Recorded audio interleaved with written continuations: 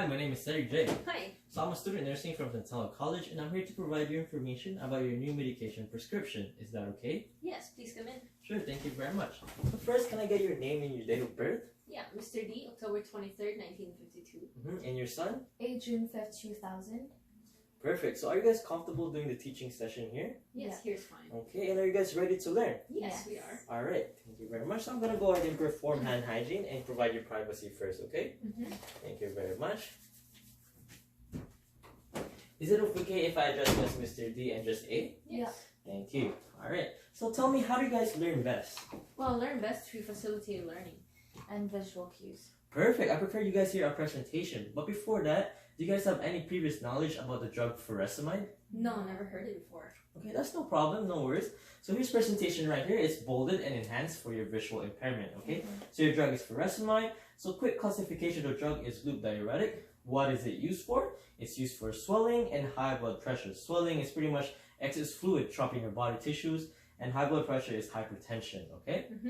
Okay, and what does it do? Well, it increases the excretion of sodium, chloride, and potassium. This will cause increase in urination, which is pretty much peeing, and helps lower down the blood pressure. Okay, some side effects would be increased urination, which could cause dehydration, electrolyte disturbances, which could cause hypokalemia, which means low potassium levels, and some other side effects would be nausea, diarrhea, or even constipation. And what can we do for any safety precautions in consideration to these side effects? Well, first would be against dehydration, which means fluid loss. You just have to maintain daily water intake. So A, you have to make sure that your dad will drink at least 8 to 10 glasses of water, okay? And Mr. D, for the low potassium levels, you just need to have a high potassium diet, okay? And some examples of foods would be banana, apricots, potatoes, or even oranges will have a high potassium, alright? Yes. Sure. So, Mr. D, do you have any questions, or how do you feel about the medication so far? Well, I think it's going to be very beneficial for me.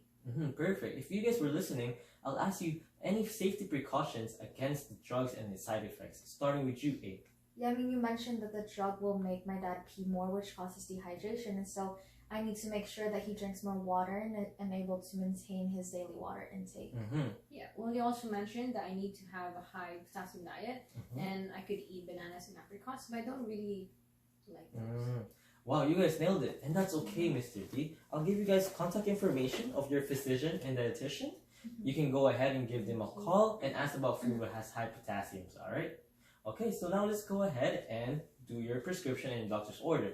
Okay, so as we mentioned earlier, your drug is furosemide. Again, this slide is enhanced for your visual impairment. So the dosage will be 40 milligrams. Route will be by mouth or orally, and you will be taking it twice a day. Preferably one tablet in the morning and one tablet at night, okay? Yes. Alright. And A, you have to make sure that your dad will swallow it by mouth and eat it properly, okay? Okay. Okay, so Mr. D, could you just restate me your prescription? Just to know that you studied it. Yeah, well, furosemide is a 40 milligram tablet, and I need to take it orally twice a day, preferably one at night and one in the morning.